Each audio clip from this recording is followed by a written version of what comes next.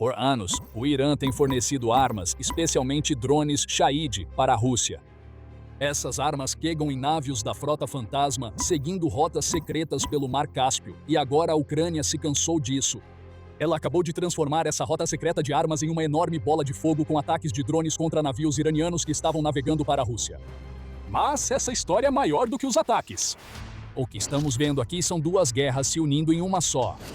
Rússia, Irã, Ucrânia e os EUA agora estão envolvidos em um conflito que se espalha pelo mundo. Estamos vendo o início de uma guerra global? Talvez, mas vamos começar pelos ataques. No dia 25 de julho, a Ucrânia lançou uma onda de ataques contra navios que navegavam pelo Mar Cáspio. À primeira vista, esses navios pareciam embarcações comerciais comuns, mas não eram. Os navios faziam parte da Frota Fantasma, que Rússia e Irã vêm usando para transportar armas e petróleo entre si. Para a Ucrânia, essa é uma situação que não pode mais ser tolerada. As armas que a Rússia vem recebendo, incluindo drones e mísseis, há muito tempo vêm sendo usadas para atacar cidades ucranianas e matar civis ucranianos. Então a Ucrânia tomou uma atitude. E não tem vergonha de mostrar ao mundo os resultados. Em sua conta oficial no Telegram, o presidente da Ucrânia, Volodymyr Zelensky, anunciou os ataques ao mundo. Temos resultados muito bons de ataques de longo alcance no Mar Cáspio. Em particular, trata-se de navios que estavam envolvidos no transporte de carga militar com o Irã e um navio de guerra, disse Zelensky em um anúncio. Ele também detalhou ataques contra a refinaria de petróleo Tumen, em Ekaterimburgo, um ataque contra um depósito de combustíveis e lubrificantes em Rostov-do-Don e um ataque de drones a uma empresa em Kirov, que fabrica componentes usados nas armas que a Rússia lança contra a Ucrânia. Esse último ataque foi realizado a uma distância de cerca de 1.200 quilômetros, disse Zelensky, o que destaca até onde os ataques da Ucrânia agora conseguem alcançar. Mas são os navios do Irã que chamam mais atenção aqui. O que a Ucrânia acabou de fazer foi lançar ataques contra outra nação além da Rússia. Isso é enorme, porque significa que duas guerras separadas acabaram de se unir em uma só, e isso abre a porta para um conflito de alcance global. As imagens dos ataques são reveladoras. A Ucrânia já atingiu 3 embarcações no Mar Cáspio, pelo menos 2 das quais estavam transportando armas do Irã. Esses navios, o Big A e o Portoia 2, podem até navegar sob bandeira russa, mas estavam carregados com suprimentos iranianos. E, para todos os efeitos, eram tão importantes para o Irã e seus esforços para manter sua economia enfraquecida funcionando quanto eram para a Rússia e seu desejo de continuar o bombardeio constante contra a Ucrânia. Não houve misericórdia com esses navios. As colunas de fumaça e os incêndios enormes mostram que a Ucrânia não queria apenas inutilizar, queria afundar. Isso é uma escalada como nunca antes vista no Mar Cáspio, e tem ramificações enormes. O que estamos vendo aqui é a Ucrânia dando um grande tiro de advertência ao Irã. Por anos, o regime do Irã cooperou com Putin. Além dos drones, Shahed, Irã e Rússia assinaram um acordo de cooperação no final de 2025, deixando claro que as duas nações estavam aprofundando seu relacionamento. Para a Ucrânia, as guerras já haviam convergido. O Irã pode estar lutando contra os EUA no Golfo, e a Rússia pode estar invadindo a Ucrânia em seu próprio território. Mas essa cooperação entre os dois significa que a guerra já é global. Como Zelensky aponta, a Rússia tem fornecido ao Irã fotografias de satélite usadas em ataques contra bases dos EUA e aliados americanos na região do Golfo. Desde o início de julho, registramos uma vigilância ativa por satélite russa sobre os estados do Golfo e instalações militares dos EUA localizadas lá. Essas imagens posteriormente aparecem no Irã. Zelensky declarou em seu discurso noturno de 25 de julho ao povo ucraniano, acrescentando: há uma correlação clara entre as imagens de satélite russas desses locais e os ataques iranianos, tanto antes dos ataques, na preparação para eles, quanto depois, para avaliar os danos causados. Somente nos dias 19 e 20 de julho, 4 bases aéreas ficaram dentro da área de interesse dos satélites russos. 2 no Bahrein, uma na Jordânia e uma no Kuwait. Então, a justificativa da Ucrânia é clara. O Irã já estava envolvido e a Ucrânia decidiu atacar os navios da Frota Fantasma iraniana. Vamos analisar essas justificativas mais a fundo depois, mas o interessante na declaração de Zelensky aqui é que ele está enviando uma mensagem, não para o Irã e nem mesmo para a Rússia, mas para os Estados Unidos. A Ucrânia está deixando claro para os Estados Unidos que a guerra contra o Irã é, na verdade, uma luta para proteger todo o Ocidente e seus valores contra nações que desejam destruí-los. Há um fator de choque nesses ataques que repercutiu pelos corredores da Casa Branca. Isso é o que afirma Joe Barnes, que é editor diplomático do Telegraph. Barnes destaca que os navios cargueiros iranianos no Mar Cáspio não parecem ser alvos óbvios para a Ucrânia. Mas ao atacar esses navios e fazer a declaração que compartilhamos anteriormente, Zelensky está reforçando, na mente do governo Trump, A natureza da aliança entre Irã e Rússia. O objetivo da Ucrânia é ligar os dois conflitos, e ao fazer isso pode conseguir criar uma brecha para incentivar os EU a oferecerem mais apoio à Ucrânia enquanto ela se defende da Rússia. Afinal, a Ucrânia argumenta que essas duas guerras já estão vencidas. Ajude a Ucrânia a derrotar a Rússia e o Irã ficará substancialmente enfraquecido. Essa é a mensagem que está sendo transmitida aos EUA. Provavelmente não é coincidência que os ataques da Ucrânia contra os navios do Irã tenham ocorrido na véspera da chegada de Zelensky aos EUA em 28 de julho para as reuniões com o presidente dos EUA, Donald Trump, sua equipe e aqueles que, segundo Zelensky, podem apoiar nossa defesa. É uma postagem no X anunciando sua chegada aos EUA. Zelensky disse: "Nossa prioridade número 1 é a defesa antibalística e a cooperação estratégica com a América. É preciso trazer a paz para mais perto." Qual a melhor maneira de incentivar essa cooperação do que demonstrar ao governo Trump que dois inimigos aparentemente separados são, na verdade, um único inimigo em comum? Quanto ao Irã, seu regime está irritado. Após os ataques da Ucrânia no Mar Cáspio, o ministro das Relações Exteriores do Irã, Abbas Araghchi, foi às redes sociais para criticar a Ucrânia. Zelensky ataca um navio comercial iraniano matando um marinheiro, uma violação flagrante da Carta da ONU feita a pedido de Israel para arrastar a Europa para sua guerra, declarou Araghchi, antes de declarar que o Irã deixou claro que o aproveitador em Kiev fez não pode ficar sem resposta. Em outras palavras, o Irã está planejando algum tipo de resposta. O que será essa resposta ainda está para ser visto. As palavras de Araghchi são vagas, provavelmente de propósito. E o Irã também está com as mãos atadas devido à luta contra os EUA na região do Golfo. Por sua vez, a Ucrânia descartou a ameaça iraniana e reforçou sua posição de que os ataques contra esses navios cargueiros foram 100% legítimos. O ministro das Relações Exteriores da Ucrânia, Andriy Sybiha, deixou claro ao Irã exatamente qual é a posição da Ucrânia em uma postagem no X em 27 de julho, onde disse: "As ameaças do Irã são injustificadas e infundadas. O regime em Teherã é cúmplice direto da agressão russa contra a Ucrânia, alimentando a guerra criminosa de Moscou com armas que matam ucranianos desde 2022. Sybiha acrescenta que o Irã não tem o direito de se fazer de vítima em tudo isso, muito menos de ameaçar tomar medidas nas Nações Unidas contra a Ucrânia. Mais uma vez, tudo volta ao ponto principal da Ucrânia. O Irã faz parte da guerra ao lado da Rússia desde o início. Tudo que a Ucrânia fez foi mostrar ao Irã porque isso é uma péssima ideia. As tensões explodiram para níveis inesperados. Ambas as guerras, na Ucrânia e no Irã, que já envolvem dezenas de nações fornecendo ajuda ou sendo diretamente afetadas por ataques, acabaram de escalar. O que acontecer a seguir pode ser decisivo para o rumo dos acontecimentos globais. Mas antes de entrarmos nisso, assim como no que a Ucrânia fez e por que atacou esses navios, fica o lembrete de que você está assistindo ao programa militar. Nós fazemos este programa para explicar como o poder realmente funciona, então certifique-se de estar inscrito e com as notificações ativadas para ver mais dos nossos vídeos. Antes de nos aprofundarmos no que tudo isso significa para o futuro, há uma pergunta que precisa ser respondida. Como a Ucrânia conseguiu atacar navios cargueiros da Frota Sombra no Mar Cáspio?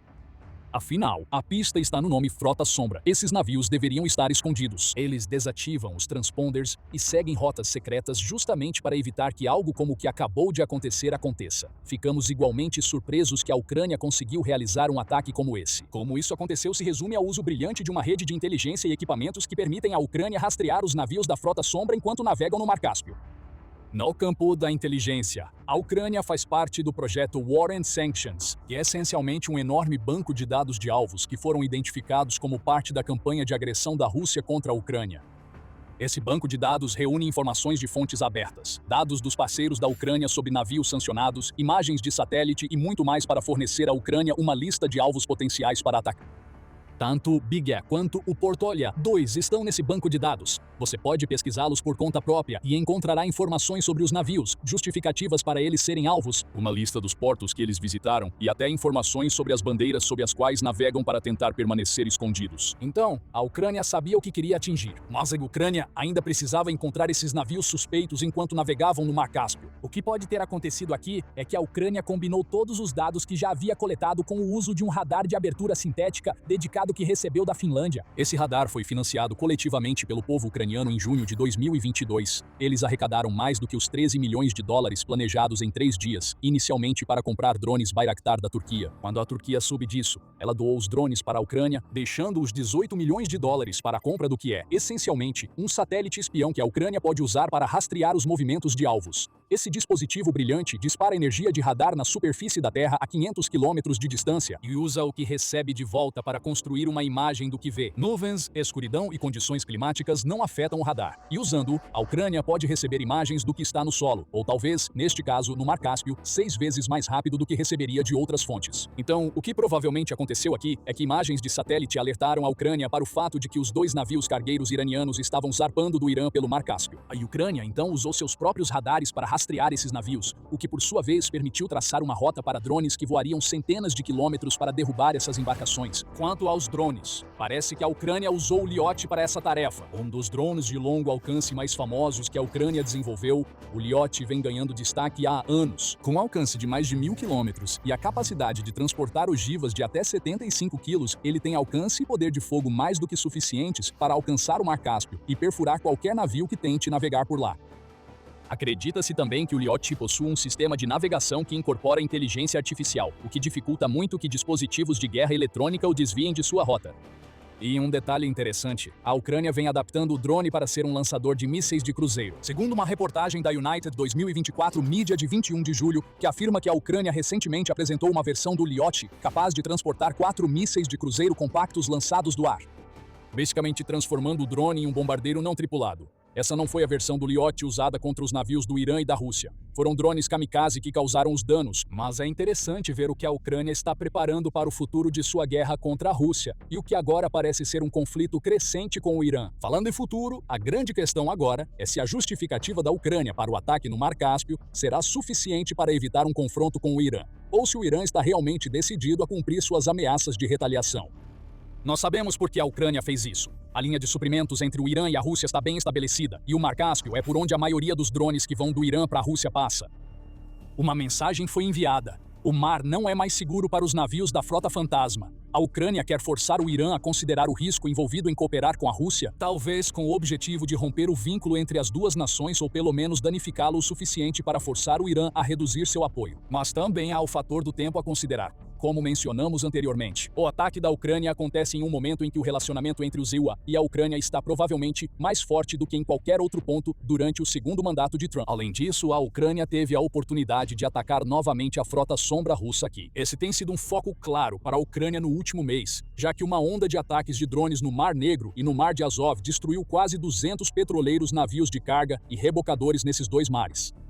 A Ucrânia provavelmente vê o que fez no Mar Cáspio como uma extensão da guerra da Ucrânia, em vez da abertura de uma nova frente que une 2 guerras separadas. Mas o Irã pode ver as coisas de forma diferente, e é por isso que talvez estejamos prestes a ver conflitos regionais se transformarem em uma guerra muito mais ampla. Para o Irã, os navios da Frota Sombra que a Ucrânia acabou de destruir não são apenas cargueiros comuns que podem ser facilmente substituídos. Ambos transportavam armas que o Irã precisa vender para a Rússia para sustentar sua economia debilitada. O Mar Cáspio é uma tábua de salvação para o Irã enquanto tenta resistir às campanhas de bombardeio do ZEWA e aos bloqueios do Estreito de Hormuz, que tem como objetivo paralisar a economia iraniana. Embora os ataques americanos no Irã dominem as manchetes, é o esforço dos Estados Unidos para limitar o fluxo de petróleo que sai do próprio Irã que está causando o dano real que pode forçar o regime iraniano a ceder à pressão americana. Durante a Operação Fúria Épica, os EOE e OSI alegaram que o contrabloqueio criado em Hormuz estava custando ao Irã 500 milhões de dólares por dia. Em 5 de junho, a Al Jazeera informou que o Irã estava exportando menos de 1/6 do petróleo que vendia antes do início da guerra com os EUA. As exportações de petróleo bruto do país agora estão no nível mais baixo dos últimos 6 anos, deixando um buraco negro de quase 6 bilhões de dólares na economia iraniana. A Iran International destaca algo semelhante em relação ao comércio não petrolífero do Irã, observando que o Irã é, em última análise, o maior perdedor com os bloqueios de Hormuz. O veículo destaca o comércio não petrolífero com a China, que foi de 30 milhões de dólares entre março e junho de 2026. Isso é 75% menor do que o mesmo período em 2025, que registrou 3,3 bilhões de dólares. O Irã também sofreu perdas no comércio com seus vizinhos do Golfo. Em 2025, o comércio com esses vizinhos representava 51% das vendas totais não petrolíferas do Irã. Agora, praticamente não há comércio. Esses vizinhos do Golfo não têm intenção de comprar do Irã, quando o Irã está os atacando ativamente com drones e mísseis.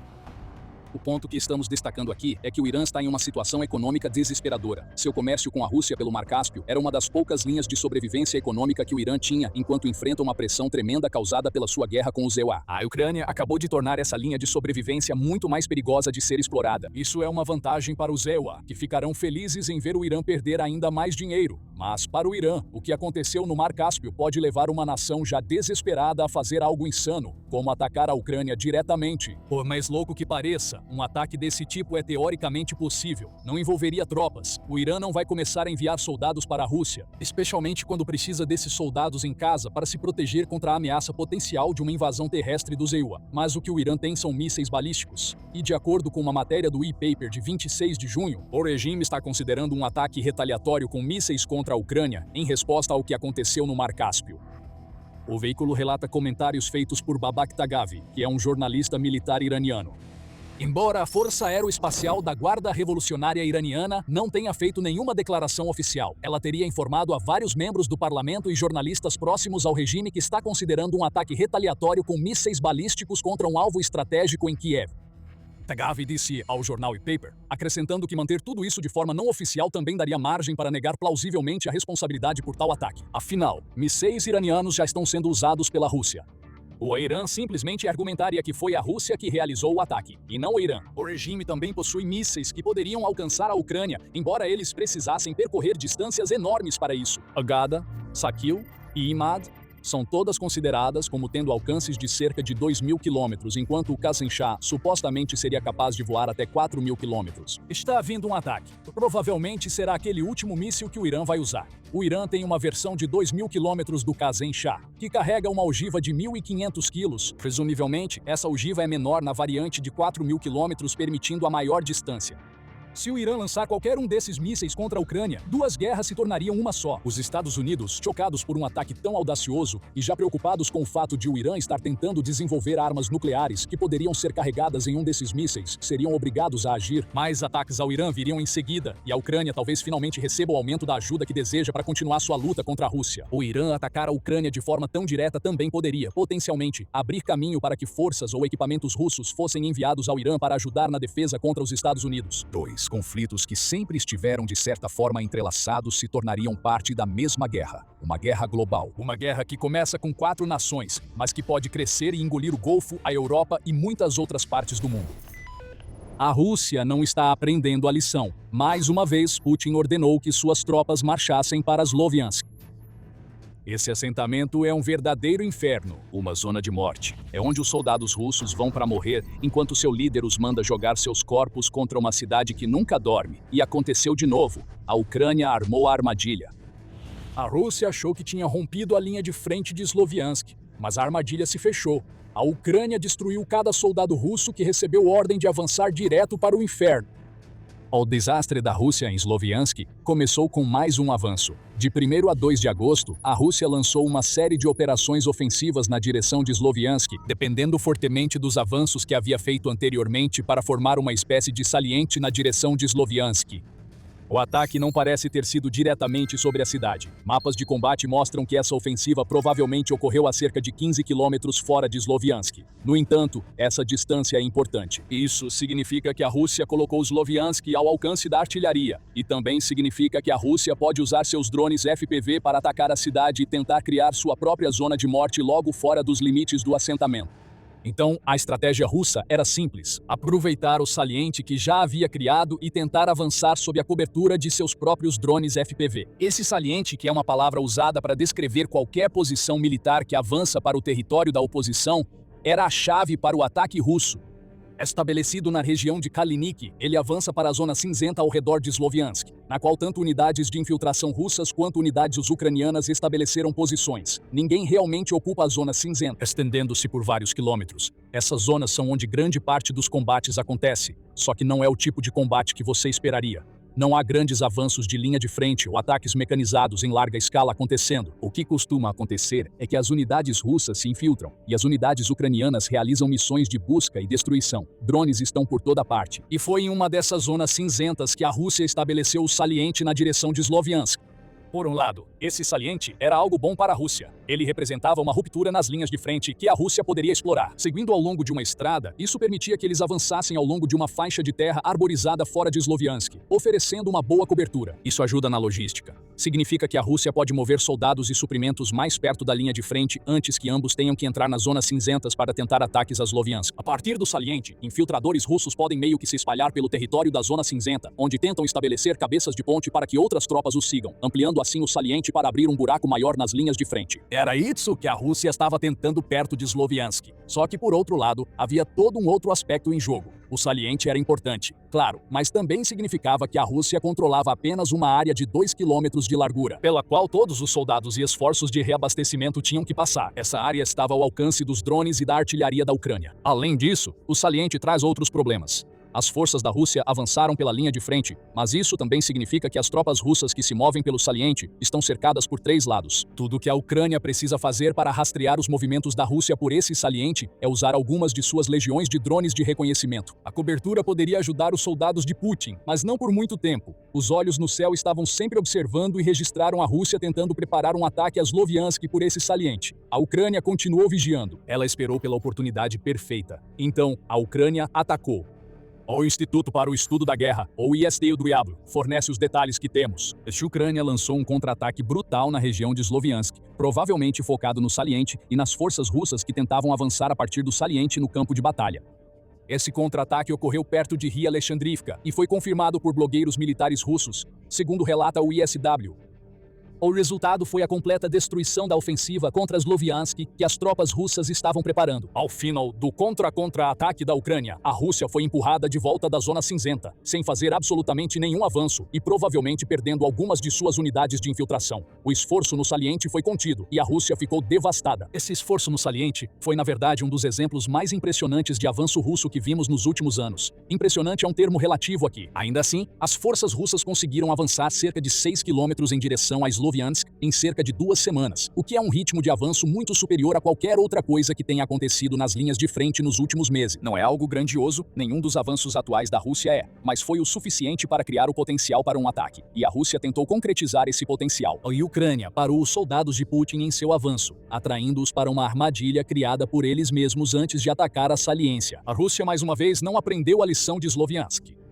Esse assentamento, junto com tudo ao seu redor, é um verdadeiro inferno para as forças da Rússia. Mesmo assim, eles tentam avançar. Putin exige isso, mas nem mesmo as tentativas desesperadas da Rússia de usar bombas planadoras para mudar a situação em Sloviansk estão funcionando como o Kremlin esperava. Sloviansk tem sido um alvo há muito tempo. Já em 30 de março, a Nova Voz da Ucrânia estava relatando que a grande ofensiva de primavera da Rússia, que deveria preparar o terreno para o colapso de Donetsk mais tarde, em 2026, havia estagnado nos arredores de Sloviansk. A Rússia tem tentado avançar pelo leste, apenas para dar de cara com a verdadeira muralha que é a vasta zona letal ucraniana, repleta de trincheiras, arame farpado e um suprimento aparentemente interminável de drones. A situação deixou a Rússia com apenas uma opção para realizar um ataque à área urbana de Sloviansk e Kramatorsk. O que deveria ser um ataque de todos os lados naquela região, acabou se tornando a Rússia simplesmente jogando bucha de canhão de seu terceiro exército de armas combinadas nas zonas de morte. Não houve ação de apoio pelos flancos. Ainda não há, como vemos na saliência que foi cercada por todos os lados pela Ucrânia. Analistas na época disseram que a decisão da Rússia de tentar avançar sem essa ação de apoio pelos flancos levaria a perdas extremamente altas em troca de ganhos mínimos.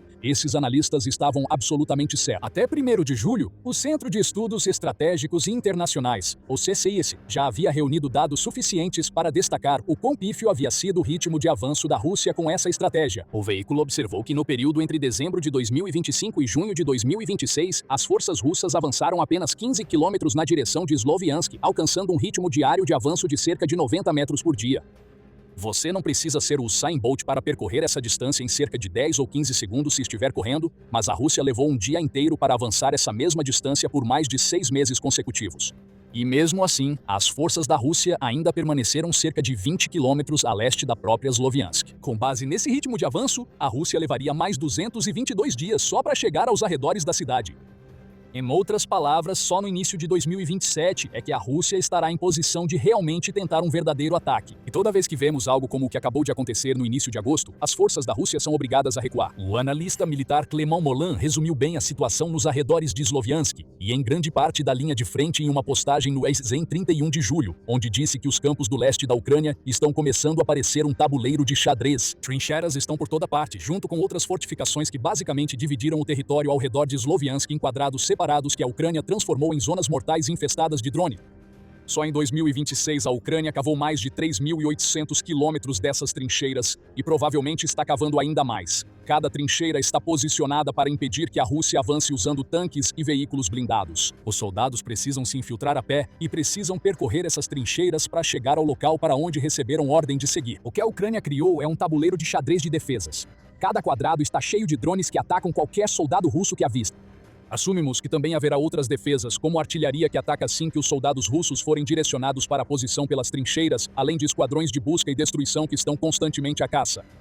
Esta é a situação que a Ucrânia criou nos arredores de Sloviansk. Armadilha após armadilha após armadilha. E tudo o que as forças russas podem fazer é tropeçar de uma para outra. Como o fracasso das tentativas mais recentes de avançar, a Rússia está sendo forçada a recorrer a uma estratégia já conhecida e testada para tentar criar condições mais favoráveis. Bombas planadoras estão sendo lançadas em massa, segundo o ISW, que relata comentários do chefe da administração militar de Sloviansk, Vadim Liak, que afirma que a Rússia realizou um ataque com bomba planadora FAB-250 contra Sloviansk na manhã de 2 de agosto, provavelmente para apoiar o ataque que a contraofensiva da Ucrânia conseguiu impedir. Essa não é uma estratégia nova para a Rússia. O uso de bombas planadoras também não serve apenas para tentar moldar o campo de batalha. A Rússia quer causar o máximo de caos possível com essas armas e não se importa em matar civis para isso. Apenas uma semana antes do fracasso do ataque russo, a RBC Ucrânia informou que a Rússia lançou uma série de 3 ataques com bombas planadoras contra Sloviansk em 24 horas até 24 de julho, ferindo 16 pessoas no processo. Uma criança estava entre os feridos. E esse é o objetivo para Putin e seu exército. Se eles não conseguem avançar por terra, vão aterrorizar pelo céu. Francamente, essa parece ser a única estratégia realmente eficaz que restou à Rússia. Mas as bombas planadoras não ajudaram as forças terrestres da Rússia nos dias 1 e 2 de agosto. A Ucrânia derrotou essas forças, reduzindo a saliência e obrigando a Rússia a repensar sua estratégia. Está claro neste ponto que qualquer ataque a Sloviansk significa morte para as tropas russas. Então, a pergunta precisa ser feita: por que Putin continua ordenando esses ataques? Existe uma boa resposta para essa pergunta que vamos revelar em um momento. Mas antes disso, este é um lembrete de que você está assistindo ao programa militar. Se você ainda não se inscreveu, agora é o momento perfeito para clicar no botão e ativar as notificações para não perder nenhum dos nossos vídeos. Sloviansk é importante por uma razão simples. Ela faz parte do cinturão de fortalezas de Donetsk, que a Rússia precisa destruir se quiser capturar Donetsk, e, consequentemente, toda a região de Donbas, que Putin deseja desde que iniciou sua campanha de agressão em 2014. Esse cinturão é uma concentração de 4 cidades que se estendem por uma linha de 50 quilômetros ao longo da rodovia H20 em Donetsk. Antes de Putin lançar sua invasão, essas 4 cidades tinham uma população combinada de 380 mil pessoas, sendo Sloviansk a maior delas, com uma população pré-guerra de 105 mil habitantes, segundo o ISW. A Ucrânia passou mais de uma década fortificando todas essas 4 cidades, desde que Putin iniciou sua campanha de agressão em 2014. Cada uma delas está repleta de defesas, a ponto de tomar esse cinturão de fortalezas ser muito mais difícil do que qualquer outro ganho estratégico que a Rússia tenha conseguido desde seu avanço inicial em fevereiro e março de 2022. Juntas, a região do cinturão de fortalezas é mais de 7 vezes maior do que Pokrovsk, que a Rússia levou mais de 1 ano para capturar, e cerca de 4 vezes maior do que Bakhmut, cuja batalha foi uma das mais sangrentas que já vimos durante a guerra. Além disso, Sloviansk serve a propósitos tanto simbólicos quanto estratégicos para a Rússia. Foi nesta cidade que Putin conseguiu estabelecer sua primeira cabeça de ponte pró-Rússia em 2014, segundo a DW. Separatistas locais chegaram até a tomar o controle de Sloviansk por um breve período com a ajuda da inteligência russa em 2004. Para Putin, isso faz de Sloviansk a prova de suas constantes afirmações de que russos e ucranianos são um só povo e que a Ucrânia quer se tornar parte da Rússia, sendo apenas o regime em Kiev que impede isso. Tomar Sloviansk significaria completar o trabalho que a Rússia começou há mais de uma década. No contexto mais amplo da guerra, que já dura 4 anos e meio, o que por si só desmente todas as afirmações simbólicas de Putin, Sloviansk também oferece acesso à rodovia M03. Essa rodovia liga Kiev a Kharkiv e depois segue para Donetsk, e por fim para a região russa de Rostov do Don. Se a Rússia conseguir controlar essa rodovia, poderá cortar o acesso da Ucrânia ao noroeste do país, deixando Sloviansk isolada e impedindo que a Ucrânia use essa rodovia para transportar tropas e suprimentos para Donetsk.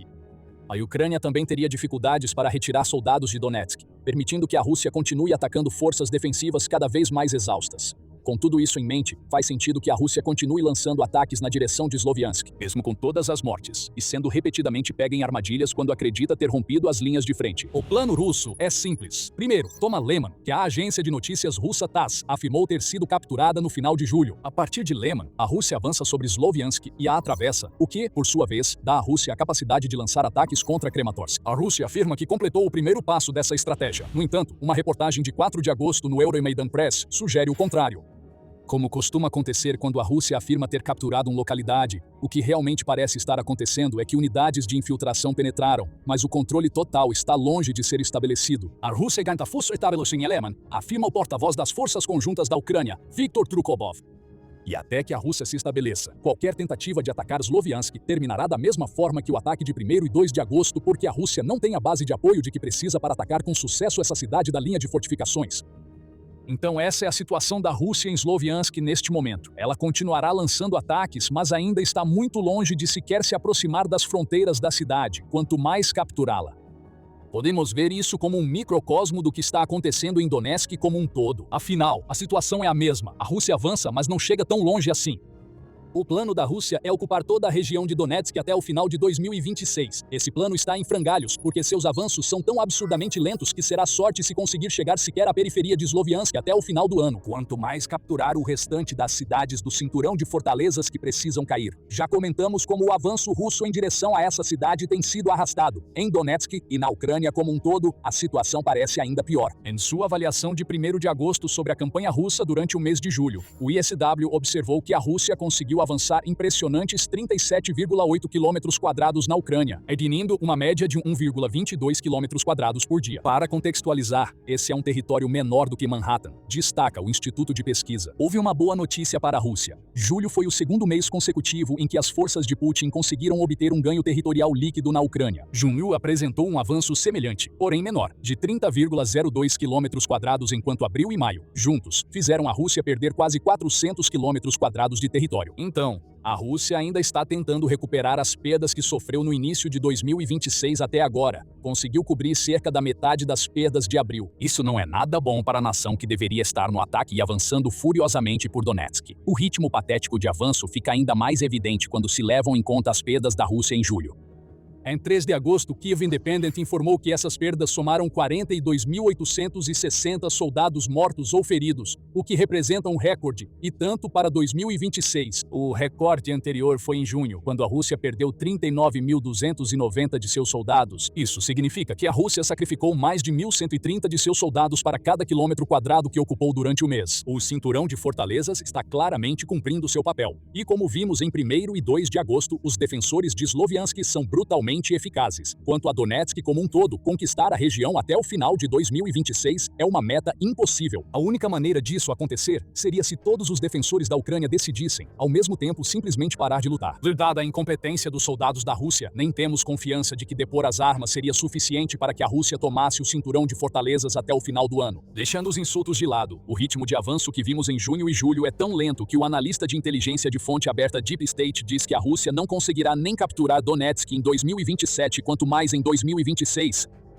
A única coisa que parece capaz de mudar essa previsão terrível para a Rússia é se Putin de fato levar adiante a mobilização sobre a qual há rumores 500 mil soldados russos após as eleições da Duma estadual em setembro. Essa é a situação lamentável em que o líder da Rússia se encontra agora. Ele não consegue tomar Donetsk quando disse que conseguiria, e a única maneira de tornar plausível o impossível seria fazendo justamente aquilo que ele repetidamente prometeu que não faria. Nada disso ajuda os soldados que a Rússia acabou de sacrificar perto de Sloviansk. Eles receberam ordens para avançar direto para o inferno, e o inferno foi exatamente o que encontraram. No entanto, o contra-ataque ucraniano em Sloviansk oferece apenas uma pequena pista do que realmente está acontecendo com a linha de frente russa em Donbas. Essa linha está à beira do colapso. As negociações fracassaram. A guerra entre o ZEUA e o Irã reacendeu mais uma vez, e ambos os lados estão lutando com tudo que têm. O presidente do Irã, Massoud Pezeshkian, disse em 20 de julho que seu país está agora em uma guerra em larga escala, e com a guerra vem as baixas. Os EUA infelizmente sofreram algumas perdas devido aos ataques iranianos. Essas perdas não ficariam sem resposta. O Irã cruzou uma linha imperdoável aos olhos dos EUA com um ataque contra uma base aérea americana. O regime achou que podia brincar com fogo, mas os EUA trouxeram o inferno ao apostar tudo em uma retaliação implacável, mostrando ao regime do Irã que qualquer tentativa de destruir os EUA será devolvida com 10 vezes mais força. Um fim de semana de violência deixou os EUA de luto após vários de seus soldados serem mortos em ataques iranianos. O pior ataque aconteceu em uma base aérea dos EUA na Jordânia, onde um míssil iraniano conseguiu penetrar as defesas aéreas da base. A CBS News relata que imagens do ataque sugerem o uso de um míssil balístico de precisão que chegou quase sem aviso prévio. Os soldados são vistos correndo para se abrigar enquanto o míssil, que parece ter sido acompanhado por drones de ataque Shahid, caía. O ataque foi o segundo em 2 dias que o Irã lançou contra a base na Jordânia e o quarto ataque em 5 dias que o Irã lançou contra as forças dos EUA na Jordânia. Dezenas de soldados ficaram feridos nesses ataques. Os 2 que morreram foram identificados como o primeiro-tenente Tyler James Fian, que tinha 25 anos, e a soldado Isabela Gonzalez, que tinha apenas 19 anos. Ambos estavam lotados na base aérea Muafak Salt, onde serviam nos regimentos de artilharia de defesa aérea do exército dos EUA. Após o ataque, o secretário de Estado dos EUA, Marco Rubio, revelou que, embora as defesas aéreas americanas estivessem ativas, elas não foram suficientes para impedir o míssil que causou os danos. Derrubamos quase todos os mísseis, disse Rubio antes de acrescentar: a Skymo atingiu o lugar errado e, tragicamente, é de partir o coração. Mais uma tragédia atingiu os EUA logo depois. No norte do Iraque, um terceiro soldado faleceu após participar de uma tentativa de realizar a demolição controlada de um drone iraniano de ataque que não havia detonado. Um segundo soldado também ficou ferido na detonação. Temos poucos detalhes do incidente além disso, embora Rubio também tenha comentado, dizendo: eles estavam desativando munição e um acidente aconteceu nesse processo e eles foram feridos. Somos apenas gratos por ter americanos tão heróicos fardados a serviço do nosso país. O presidente dos EUA, Donald Trump, também expressou suas condolências, dizendo: bem, nós nos sentimos muito mal, mas sabe, essas pessoas incríveis, esses grandes patriotas que estão lutando para que o Irã não possa ter uma arma nuclear. Esse trio de mortes é o primeiro entre os militares dos EUA em meses, e demonstra que a guerra entre os EUA e o Irã voltou a escalar. De acordo com o New York Times, os EUA já perderam ao todo 16 soldados nessa guerra. A BBC afirma que o número é ainda maior, colocando em 17 após um piloto da Marinha dos EUA, que desapareceu no início de julho, ter sido declarado morto. Embora pareça que essa morte ainda não tenha sido oficialmente confirmada, os Estados Unidos ainda estão de luto pela perda de seus 3 soldados. No entanto, o governo do país prometeu algo diferente após o mais recente ataque do Irã contra a base aérea Muzaffar Salt: punição. Essa punição foi aplicada em uma enxurrada de poder de fogo. Isso mostra ao Irã que ele pode até conseguir passar um míssil balístico pelas defesas aéreas americanas, mas não pode fazer nada para impedir os EUA de enviarem dezenas de seus próprios mísseis, junto com bombas e qualquer outra coisa que os EUA decidam lançar contra o território iraniano. No dia 19 de julho, a AP News informou que os militares dos EUA realizaram uma série de ataques aéreos devastadores ao longo do dia como forma de punir rapidamente o regime iraniano pelas mortes dos soldados americanos. Os ataques, embora fossem uma retaliação, também foram táticos. Eles, junto com tudo que os EUA vêm fazendo nos últimos dias, foram planejados para enfraquecer o controle do Irã sobre o Estreito de Hormuz. Quando está aberto, esse estreito é responsável por cerca de 20% do suprimento mundial de petróleo chegar ao seu destino. Mas, desde que a guerra entre Irã e EUA foi reacendida, o estreito voltou a ser bloqueado, já que o Irã usa táticas assimétricas para tornar a navegação pelo Estreito de Hormuz arriscada demais para o navio mercante comum. A maior parte dos ataques de retaliação dos Estados Unidos ocorreu na região próxima a Sirik, que fica no Estreito de Hormuz, provavelmente tornando-se um ponto de lançamento para os drones e barcos rápidos que tornam a travessia pelo Estreito de Hormuz impossível. A AP News informa que a agência de notícias estatal do Irã, IRNA, diz que os primeiros ataques foram relatados por volta da 1h30 no horário local, ocorrendo na província de Hormuzgan, no sul. Ataques posteriores aconteceram em Bandar Abbas, que abriga uma importante base naval usada para ajudar o regime a controlar o Estreito de Hormuz, e em Hadiabad, que fica na província de Hormuzgan. Os Estados Unidos também parecem ter atingido um local próximo à ilha de Qeshm, que fica dentro do Estreito de Hormuz e, segundo rumores, abriga uma enorme fortaleza subterrânea de mísseis. A PBS fornece mais informações sobre o que os EUA atacaram. Foi relatado que o Comando Central dos EUA mirou em locais de vigilância, infraestrutura logística militar, depósitos subterrâneos de armas e capacidades marítimas em sua onda de ataques de retaliação. Acredita-se que os ataques dos EUA tenham atingido tanto uma usina elétrica quanto uma usina de dessalinização em Hormuzgan. O último foi um ataque muito direcionado. A IRNA afirma que 10 mil pessoas agora estão sem acesso à água potável como resultado desses ataques. O ataque próximo à ilha de Qasem também teria como alvo uma usina de dessalinização, já que parece que o inferno de vingança dos Estados Unidos se expandiu para uma estratégia destinada a privar o corpo da Guarda Revolucionária Islâmica, ou IRGC, e as forças armadas iranianas de recursos essenciais. Em Bandar Abbas, os Estados Unidos destruíram uma ponte e 2 túneis. Esses ataques impediram o tráfego de entrar na base crucial. O Irã também reconheceu outros ataques à infraestrutura de energia, embora tenha fornecido poucos detalhes, além de afirmar que os ataques americanos nas últimas 3 semanas mataram pelo menos 50 pessoas e feriram mais de 500. É assim que a vingança se manifesta. Se o Irã atacar uma base aérea dos EUA e matar soldados americanos com um míssil balístico, os EUA responderão com uma tempestade de fogo tão massiva que engolirá várias regiões iranianas. E a vingança não parou por aí. Esses ataques foram seguidos por outros nas noites de 19 e 20 de julho, marcando o 9º dia consecutivo dos EUA bombardeando o Irã com sua superioridade aérea. Sirik foi mais uma vez alvo, assim como as cidades de Tabriz, Jask e Chabahar, segundo a Al Jazeera. Mais uma vez, o objetivo era enfraquecer o controle do Irã sobre o Estreito de Hormuz, e os militares do ZUE comentaram que seu objetivo é degradar as capacidades militares iranianas usadas para atacar embarcações comerciais e marinheiros que transitam pelo Estreito de Hormuz. Essa série de ataques aconteceu pouco antes da criação deste vídeo, e ainda não temos todos os detalhes sobre o que os EUA destruíram. Até agora, as reportagens apontam que explosões foram vistas e ouvidas nas cidades em questão e que as defesas aéreas dispersas do Irã tentaram revidar. Mais informações provavelmente virão à tona e não será surpresa descobrir que os EUA miraram nos mesmos tipos de alvos logísticos e energéticos que atingiram em seu ataque inicial de retaliação. Nós os atingimos com muita força novamente esta noite e fizemos isso em homenagem aos provavelmente três grandes patriotas, declarou Trump após os ataques americanos. Será difícil para o IRGC argumentar, já que o regime do Irã mais uma vez terá que vasculhar os escombros de uma série de alvos que os EUA destruíram com sucesso. Embora o ditado diga que a vingança é um prato que se come frio, os EUA adotaram uma abordagem diferente. O fogo é a melhor vingança dos Estados Unidos. Tanto fogo que o Irã é forçado a se arrepender de ter matado soldados americanos em primeiro lugar. Ainda assim, qualquer um que esteja acompanhando a guerra do Irã desde o início da Operação Fúria Épica até a última rodada de ataques sabe de uma coisa: esse conflito está longe de acabar. Talvez a guerra com o Irã tenha sido marcada por uma montanha-russa constante de mudanças. Mas a pergunta que precisa ser feita é: o que vem a seguir? Vamos apresentar algumas possíveis respostas para essa pergunta em um instante. Mas antes disso, este é o Programa Militar. Se você ainda não se inscreveu no canal, agora é o momento perfeito para fazer isso. E se você quiser garantir que vai assistir aos nossos vídeos mais recentes assim que forem publicados, lembre-se de ativar o sininho de notificações. Podemos dividir nossas respostas sobre o que pode acontecer a seguir em 2 categorias: o imediato e o futuro.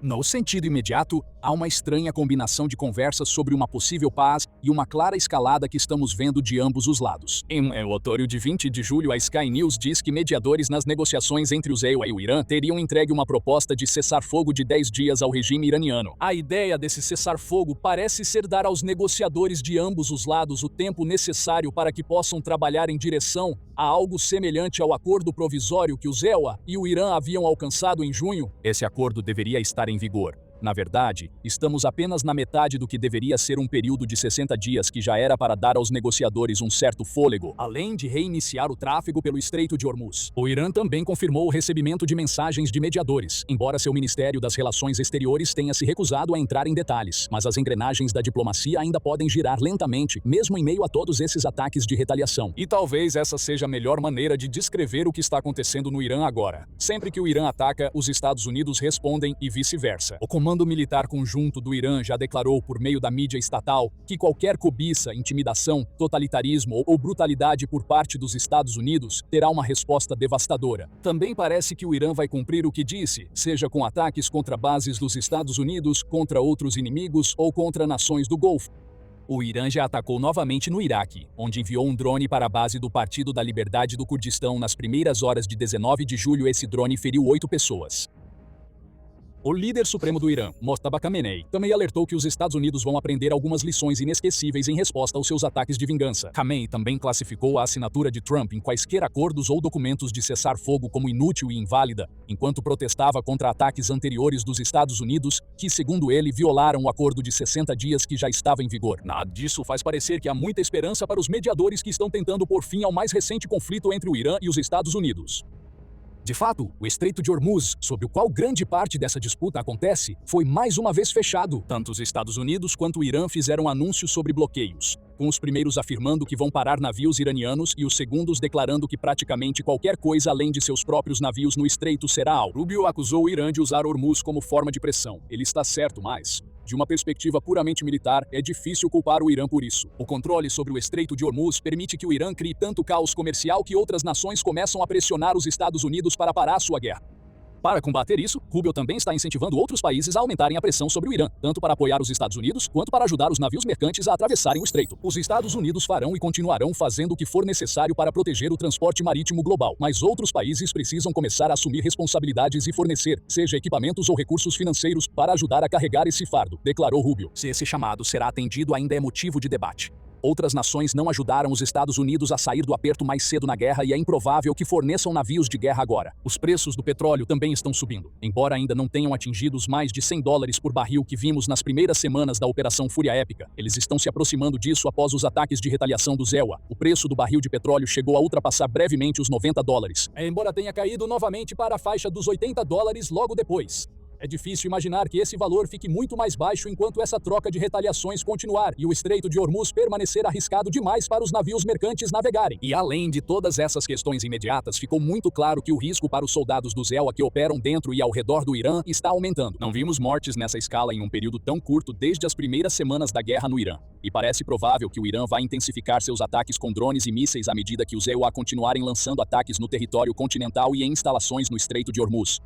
Infelizmente, isso significa que as 3 mortes que provocaram a retaliação dos EUA no final de semana e até o dia 20 de julho provavelmente não serão as últimas. O Irã tem mais mísseis. O Irã é capaz de produzir milhares de drones por mês, e como vimos no Iraque, esses drones podem ser perigosos mesmo quando abatidos. Isso cobre os aspectos imediatos do que pode acontecer a seguir na guerra. Mas e quanto ao futuro?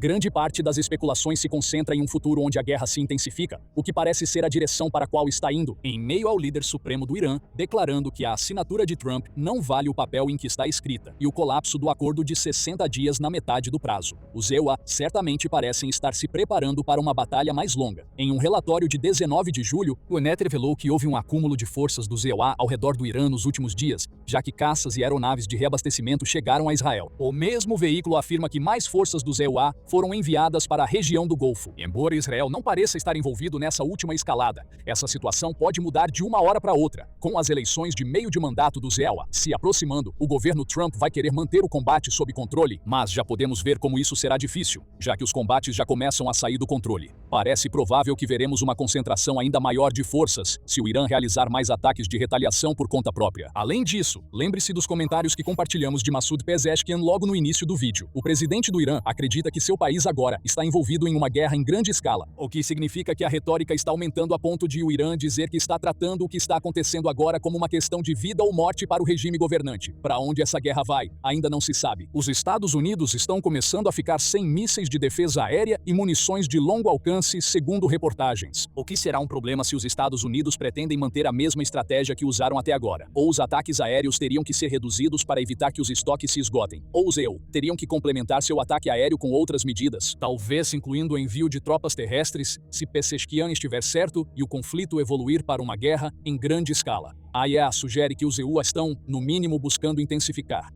O veículo relata afirmações feitas pela emissora pública israelense Kan, que afirmou em 19 de julho que forças de segurança israelenses e americanas não identificadas a informaram que mais estava por vir. O que isso significa é algo que só vamos descobrir no futuro.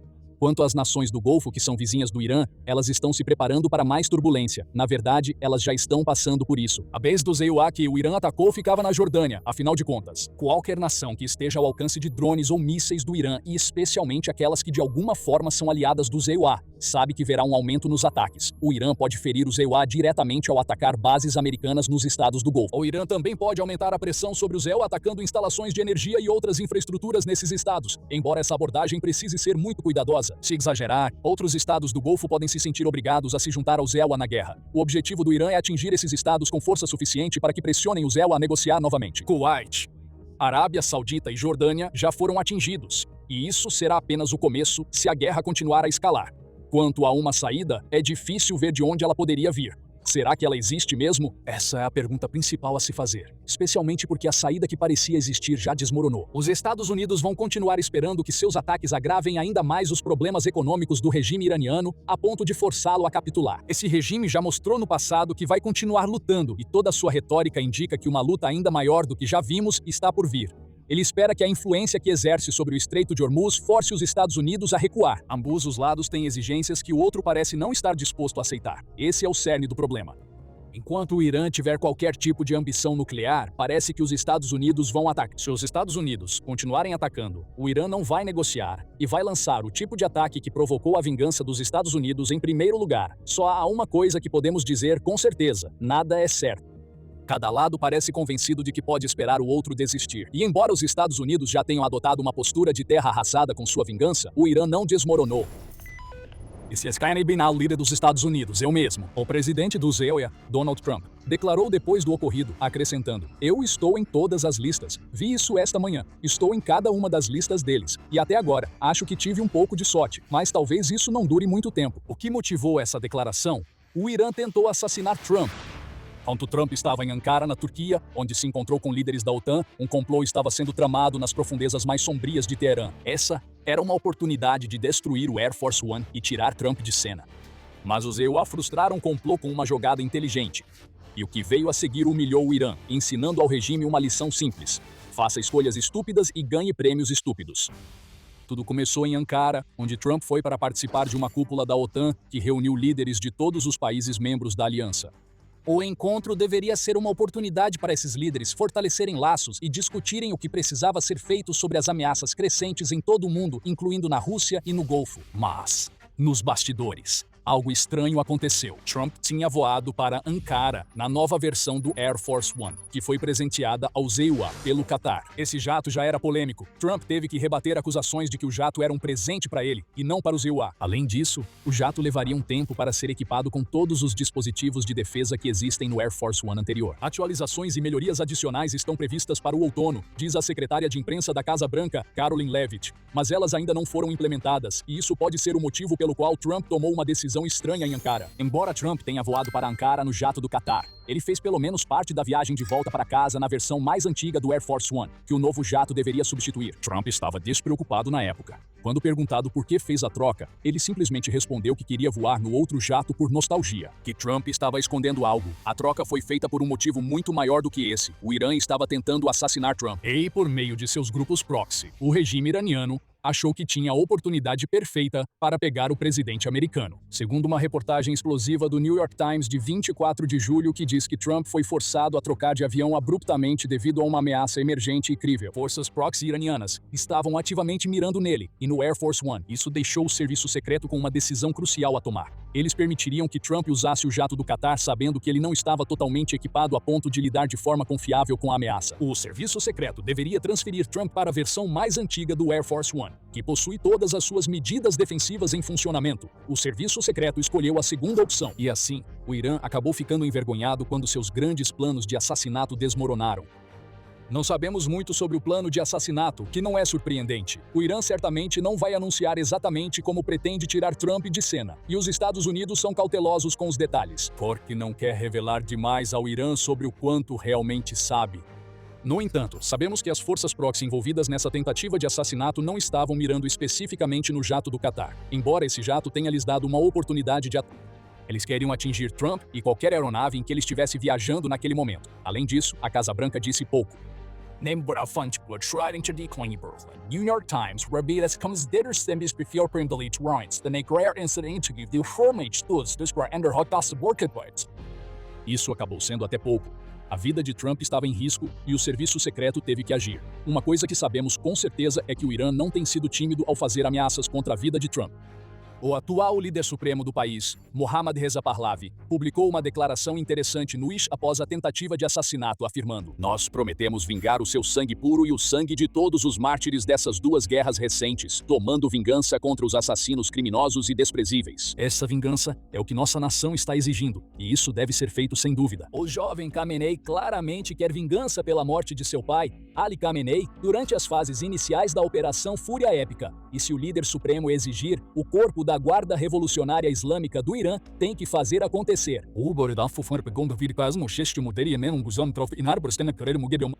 E o Irã já tentou algo assim antes. Em 2024, 2 planos ligados ao Irã contra a vida de Trump foram descobertos, segundo a revista Time. O primeiro, que veio à tona em julho de 2024, envolvia um paquistanês chamado Asif Merchant, que foi preso por um plano para matar vários políticos do ZEUA, incluindo Trump.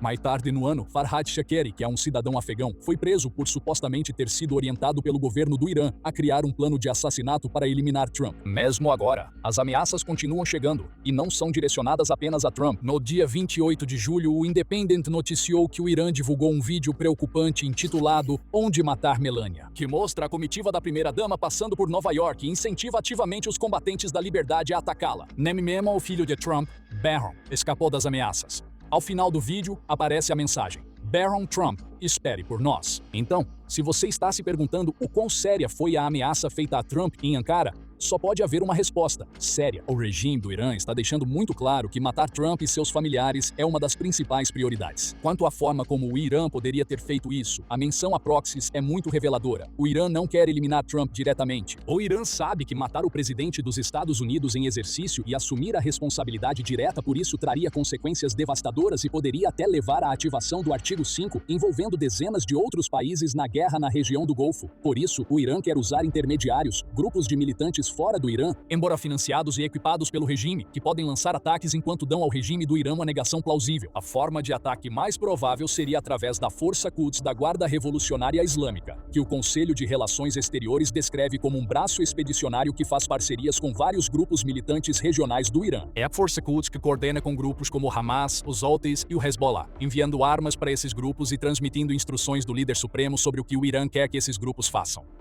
A Força Quds não é um grupo pequeno, especializado em espionagem e subterfúgio. O grupo conta com cerca de 15 mil membros e tem uma longa história de gerenciar assassinatos em nome do regime do Irã. Quando o Irã explodiu em protestos no final de 2025 e início de 2026, foi a Força Quds que supervisionou os assassinatos de vários manifestantes importantes para causar caos nas fileiras, segundo a Irã International. A Força Quds também supervisionou um plano em 2011 para matar o embaixador saudita no ZEUA, Adel al-Jubeir, com o objetivo de usar um cartel de drogas mexicano para realizar o assassinato. Sempre que o Irã quer causar perturbação, as digitais da Força Quds costumam ser encontradas. E com décadas de experiência, parece provável que a força estivesse tentando acionar militantes na Turquia ou em um país próximo para organizar um ataque contra o Air Force One. Sabendo da dimensão da ameaça, o serviço secreto decidiu trocar de avião. E aqui está o motivo. O jato do Qatar, que agora está sendo usado como Air Force One, não possui muitas das contramedidas defensivas que estavam instaladas na versão anterior. O New York Times revelou isso em uma matéria de 9 de julho, onde afirmou que vários oficiais disseram ao jornal que o jato do Qatar não possui as mesmas capacidades antimísseis que o antigo Air Force One.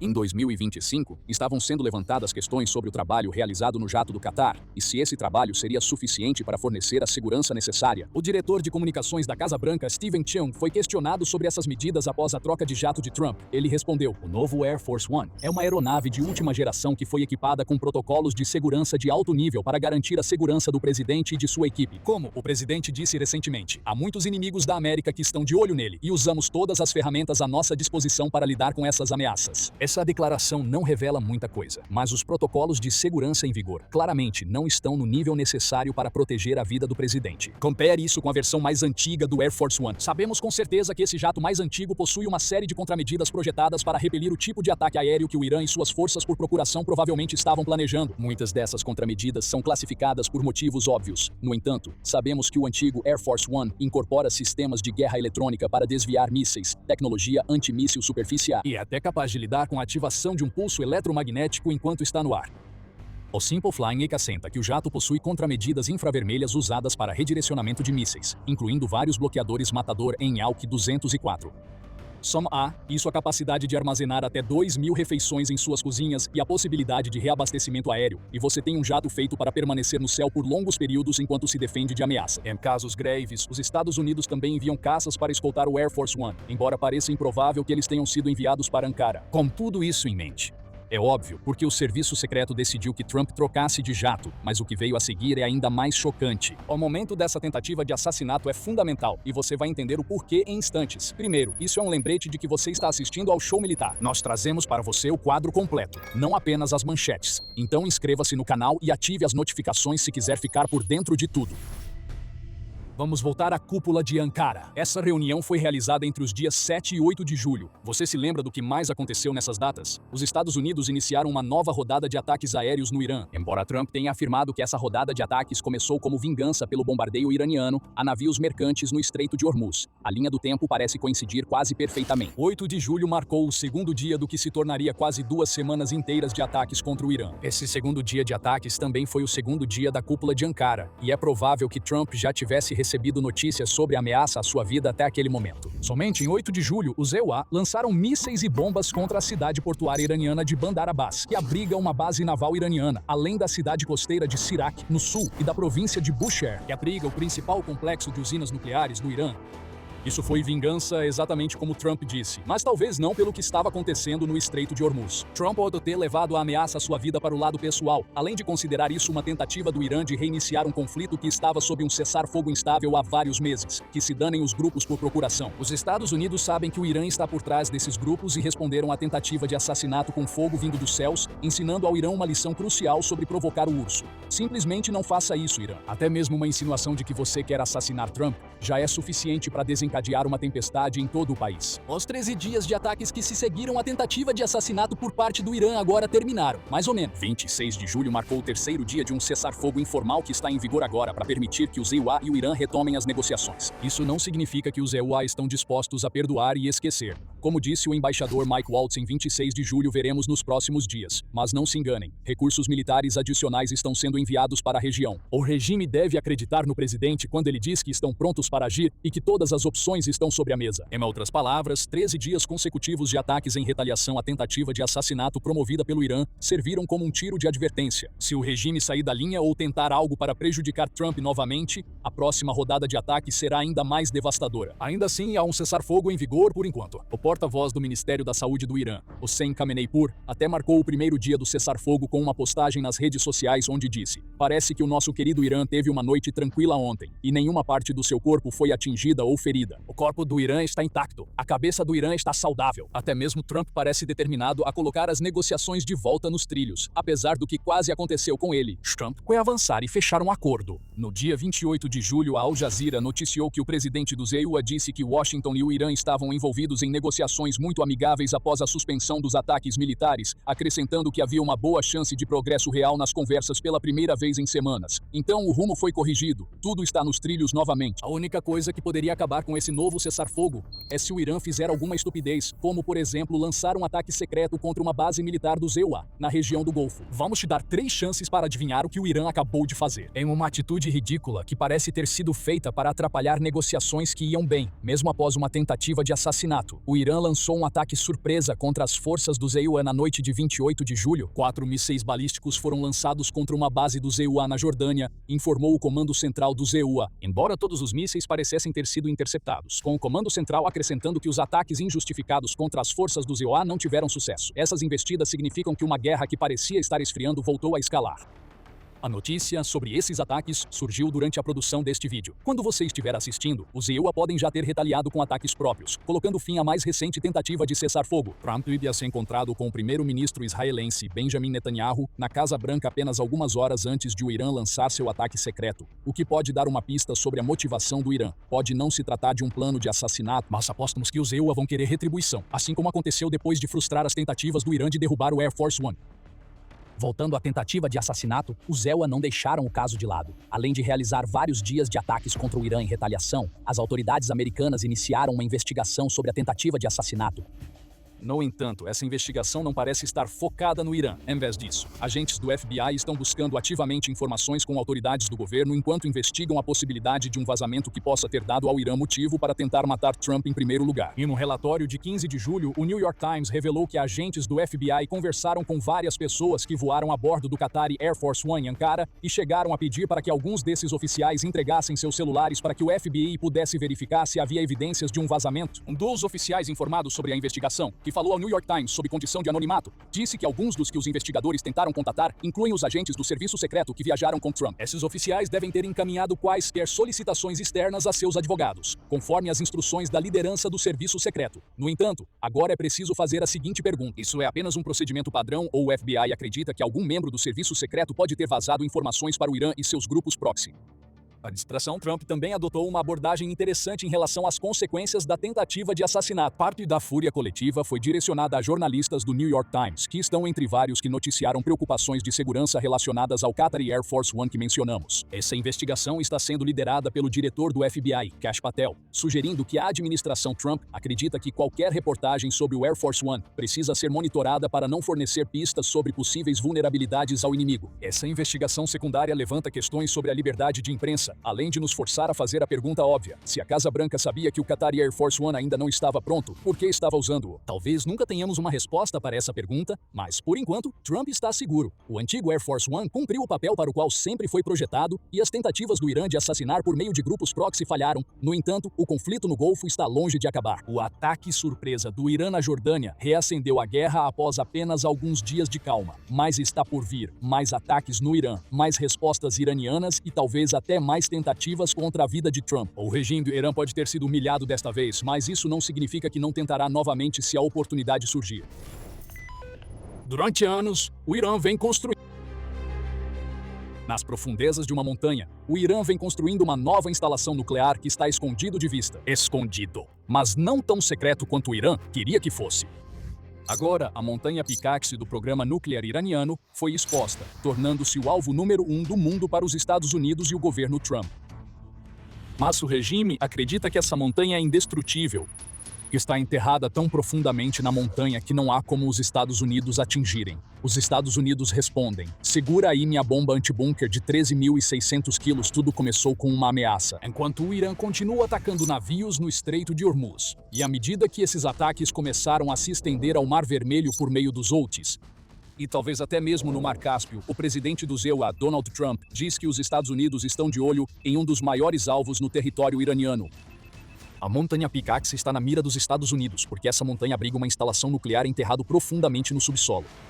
O aviso de Trump é claro: acabem com o bloqueio de Hormuz ou os EUA vão trazer bombas para uma luta na base da picareta.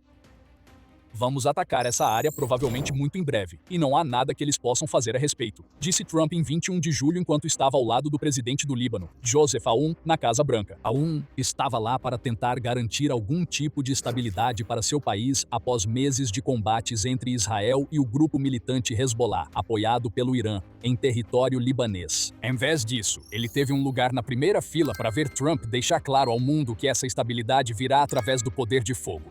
Nós seguimos o material. É aí que está a ação, declarou Trump, antes de repetir sua ameaça de que os EUA vão atacar a montanha Pikaksi com muita força. Muitas perguntas surgem. Os EUA poderiam atacar esse local aparentemente indestrutível? Fariam isso? Por quê? Mas talvez o mais importante, e a pergunta com a qual vamos começar: o que é a montanha Pikaksi? Na superfície, parece ser uma das muitas montanhas e colinas que pontilham o território iraniano. Certamente não é discreta, mas é mais um ponto de referência do que como algum tipo de local militar ameaçador. E foi assim por décadas antes do regime do Irã começar a construir. Hoje, a montanha Pikaksi não é apenas uma montanha. É um extenso complexo nuclear que acredita-se ser uma das instalações mais seguras de todo o Oriente Médio. O Irã passou anos construindo vastos complexos de túneis a dezenas de metros de profundidade no que a CBS News chama de uma extensão da instalação nuclear de Natanz, que os EUA atingiram tanto durante o verão de 2025 quanto durante a Operação Fúria Épica. Mas a montanha Pikaksi está se tornando muito mais do que uma simples extensão. Isso não é como adicionar uma garagem a uma casa de 5 quartos. O Irã passou os últimos anos desenvolvendo essa instalação para que ela tenha potencial de rivalizar com Natanz ou qualquer outra instalação nuclear no Irã, tanto em tamanho quanto em escopo. O trabalho começou no local em 2020 após um incêndio na instalação nuclear de Natanz, que fez o regime iraniano perceber a importância de ter várias instalações, cada uma servindo como mecanismo de contingência para as outras. A revista Time relata que esse incêndio, que serviu como catalisador para a montanha Pikaksi, foi na verdade um ato de sabotagem, dando ainda mais incentivo para a criação de um novo local. Afinal, se Natanz pôde ser atingida uma vez, poderia ser atingida novamente. Os Estados Unidos e Israel acabaram provando que o Irã estava certo tanto em 2025 quanto em 2026 usando bombas anti-bunker. Inicialmente, os túneis escavados na montanha Picaaxe tinham o objetivo de substituir a instalação de montagem de centrífugas de Natanz, que ficava acima do solo e havia sido vítima de um incêndio e suposta sabotagem. Mais uma vez, uma jogada inteligente do Irã. Ao levar o que antes era acessível para o subterrâneo, você torna muito mais difícil para os sabotadores chegarem até lá. O novo local fica próximo a Natanz, apenas 2 quilômetros de distância. Quanto à profundidade do local, essa é outra das grandes questões. James Acton, que é co-diretor do Programa de Política Nuclear da Fundação Carnegie para a Paz Internacional, disse: é uma instalação muito profunda. Não sabemos exatamente quão profunda, mas é muito provável que tenha pelo menos 100 metros de profundidade. Ele também faz um alerta preocupante para os Estados Unidos. Simplesmente não há como destruir essa instalação. O Irã fez o possível para alimentar essa opinião ao erguer defesas ao redor da montanha Picaaxe. Além da instalação estar a pelo menos 100 metros de profundidade, a própria montanha é protegida por várias baterias antiaéreas. Essas baterias provavelmente ainda estão lá. Ao contrário de vários dos locais nucleares do Irã, a montanha Picaaxe ainda não foi atingida por ataques aéreos dos Estados Unidos, sugerindo que as defesas aéreas no local ainda estão posicionadas. Essas defesas podem representar uma ameaça para qualquer bombardeiro americano que se dirija ao local nuclear do Irã. A montanha Picaaxe também está longe de ser pequena. Fotos de satélite mostram várias entradas para a instalação, sugerindo que ela se estende por 2,7 km², mas os Estados Unidos precisam lidar com esse tamanho. De acordo com a Fortune, o Irã pretende usá-la para muito mais do que armazenar centrífugas. Devido à escala do projeto, a montanha Picaaxe pode acabar se tornando um local onde o Irã enriquece urânio. Isso, em teoria, também poderia fazer dela um local onde o Irã produz uma arma nuclear. A única ressalva em relação a tudo isso é simples. Não há evidências de que o Irã tenha começado a enriquecer urânio ou a realizar qualquer outra atividade nuclear na montanha Picaaxe até agora. O próprio Trump disse isso no início de julho, afirmando que os EUA estavam monitorando o local, mas não viam nenhuma evidência de atividade nuclear. O Instituto para a Ciência e Segurança Internacional, ou ICES, concorda, já que suas fotos de satélite mostram um local que ainda está em construção, e não um que esteja sendo usado em operação. No entanto, esse pode ser o objetivo do Irã. Embora Ismail Baghei, que é o porta-voz do Ministério das Relações Exteriores do Irã, também afirme que não há nenhuma atividade nuclear no local, o ICES se resguardou usando a palavra incerto. Ainda não está claro quando a montanha Picaaxe poderá entrar em operação. Também não se sabe se o Irã ainda planeja instalar uma instalação de montagem em grande escala, considerando a destruição do programa de centrífugas do Irã, incluindo a capacidade do Irã de fabricar componentes de centrífugas necessários para uma planta de montagem, afirma o grupo em sua avaliação. A conclusão é que nada parece estar acontecendo na montanha Picaaxe no momento, mas esta é uma base subterrânea. O que quer que esteja sob a montanha está oculto, e, pelo que se sabe, o Irã pode ter começado a construir túneis da montanha até Natanz. Talvez esteja acontecendo uma transferência de material nuclear neste exato momento, e ninguém percebe porque as fotos de satélite só conseguem captar o que está acontecendo acima do solo. Isso pode ser uma conjectura da nossa parte, mas também é uma possibilidade. Agora temos uma ideia razoável do que é a montanha Picaaxe, mas ainda restam perguntas. Os Estados Unidos poderiam atacar o local, e mesmo que possam, fariam isso. Vamos investigar as respostas para essas perguntas e explorar do que realmente se trata isso em um instante. Primeiro, este é um lembrete rápido de que você está assistindo ao programa militar. Se você está aprendendo algo novo com o nosso canal, agora é o momento perfeito para se inscrever e ativar as notificações para garantir que você veja o que temos a seguir. Então, a grande questão: os Estados Unidos conseguiriam atingir a montanha Picaaxe com força suficiente para causar o nível de dano necessário para deixar o local fora de operação? O secretário de guerra do ZEL, Pete Hegseth, parece achar que sim. Quando questionado sobre isso, Hegseth respondeu: muitas das nossas capacidades são confidenciais. Antes de acrescentar: mas se alguém no mundo pode alcançar qualquer coisa na face da Terra, são as Forças Armadas dos Estados Unidos, o exército mais poderoso do mundo. Vago é a palavra mais educada que podemos usar para descrever essa declaração, já que Hegseth oferece pouco em termos de uma estratégia real para atacar a montanha Picaaxe. E há um bom motivo para o secretário da guerra parecer evasivo: essa montanha é um osso duro de roer. Lembre-se da afirmação de Acton, de que seria impossível atingir um bunker tão profundo no subsolo. Acton complementou essa afirmação apontando que os EUA poderiam atacar as entradas e saídas da montanha Picaaxe, o que oferece uma pista sobre a abordagem que pode ser adotada. Mas antes disso, há mais fatores que tornam esse local nuclear difícil de destruir. Dobril aponta que estar enterrada a 100 metros ou mais abaixo do solo significa que a montanha Picaaxe é a mais profunda de todas as instalações que o Irã construiu até agora. Isso, por sua vez, tornaria muito mais difícil causar danos com os tipos de ataques aéreos que os EUA realizaram contra Natanz e outros locais nucleares. Os EUA e Hexet contra-argumentariam essa questão apontando que a América possui bombas destruidoras de bunkers. No entanto, se mesmo as maiores e mais poderosas dessas bombas poderiam destruir uma instalação enterrada tão profundamente quanto a que está localizada na montanha Pikaxi, ainda está por se ver.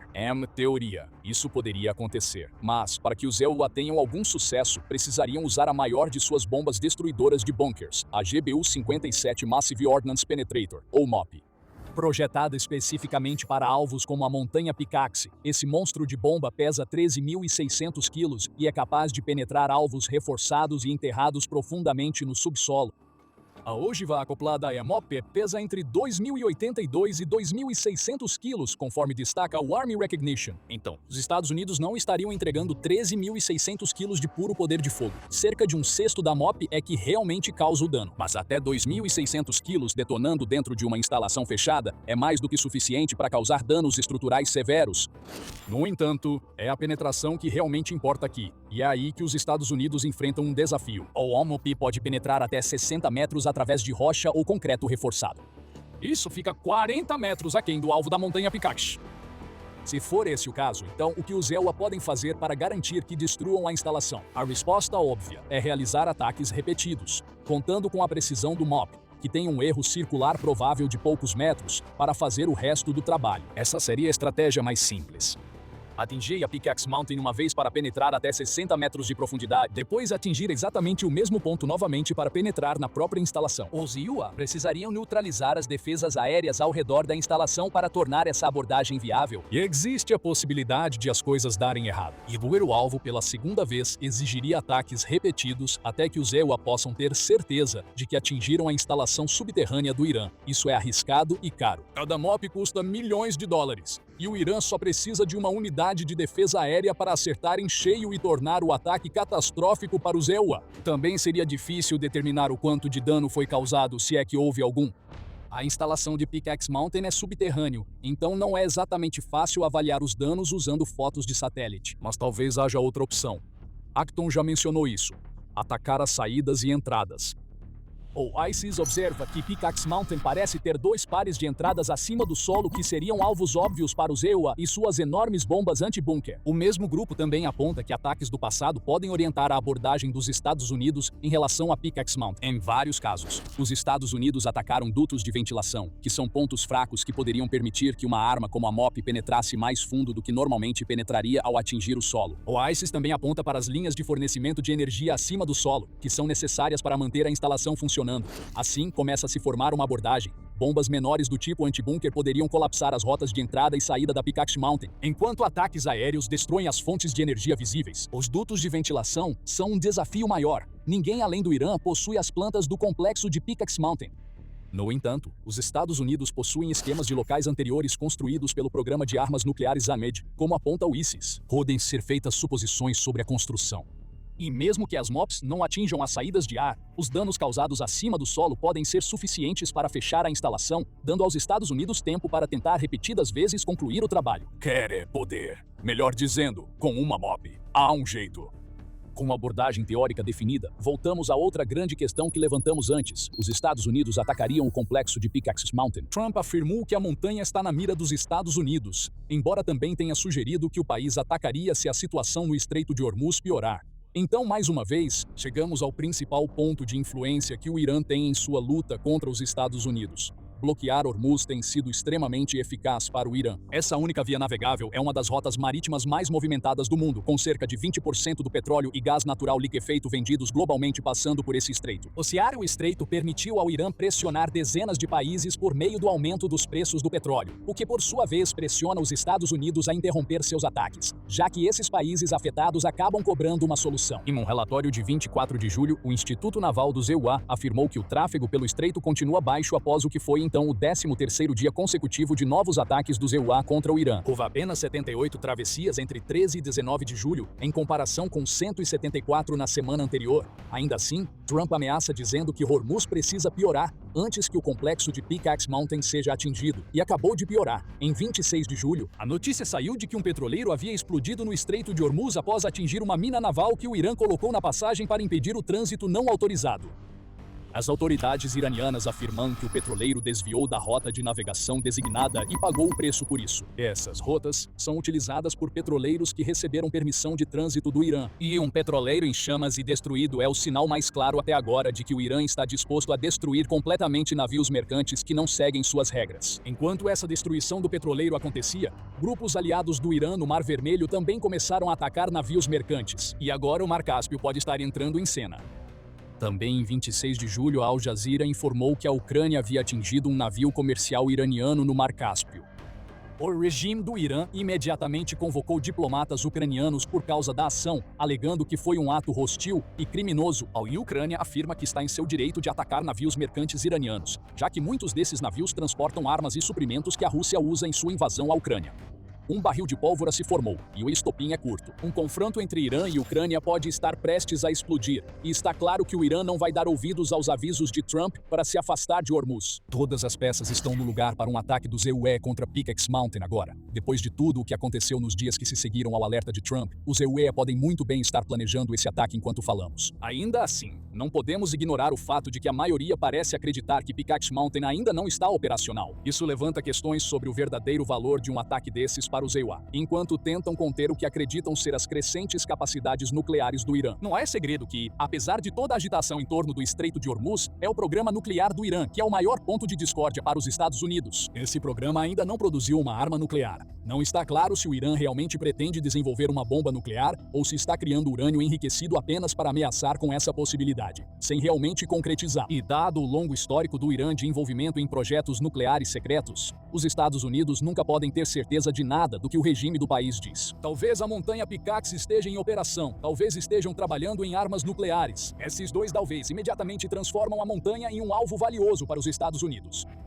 Além disso, mesmo que a montanha Pickaxe realmente ainda não esteja em operação, é óbvio que o Irã pretende que esteja. Não estaria gastando tanto tempo e dinheiro na construção se não fosse esse o caso. E para os EUA, um ataque preventivo com o objetivo de destruir a instalação antes que ela entre em operação pode ter tanto valor quanto um ataque contra uma das instalações nucleares iranianas que os EUA sabem com certeza que estão ativas. Os EUA também poderiam argumentar que já causaram o dano necessário aos outros locais nucleares do Irã.